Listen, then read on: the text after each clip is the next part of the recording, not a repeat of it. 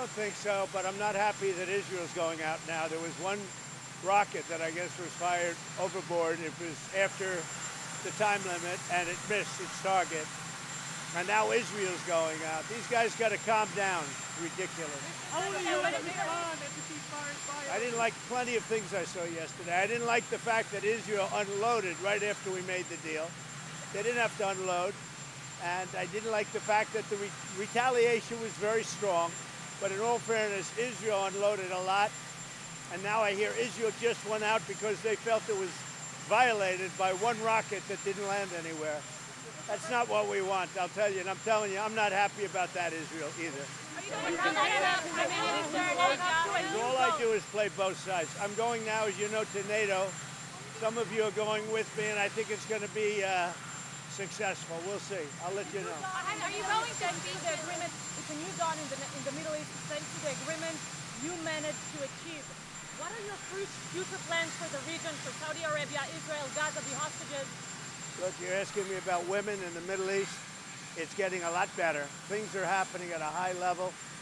As you know, Saudi Arabia's done a really good job. It's coming out far faster than I thought.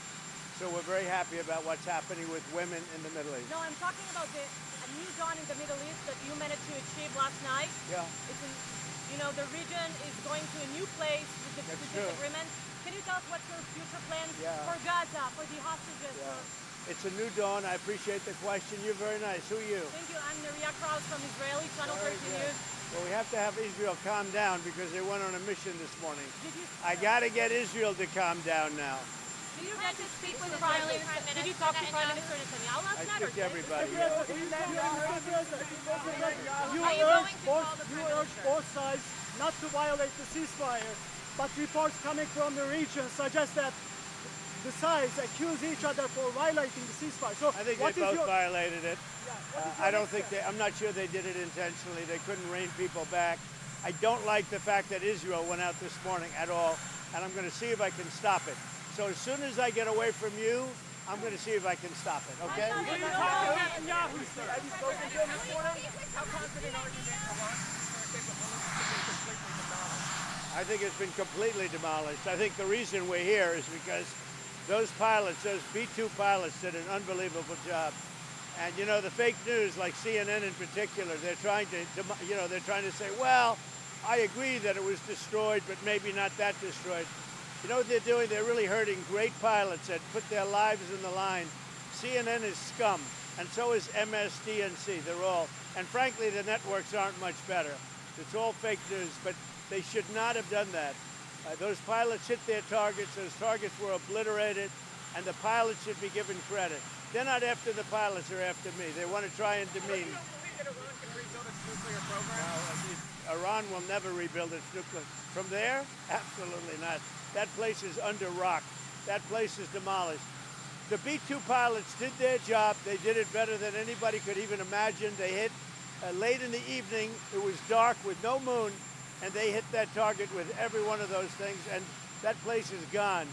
But when I see CNN all night long, they're trying to say, well, maybe it wasn't really as demolished as we thought.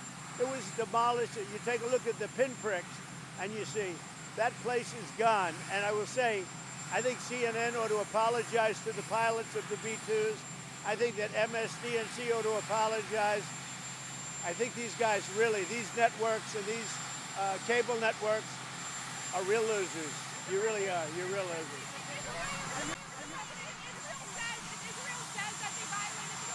You're gutless losers. I say that to CNN because I watch it.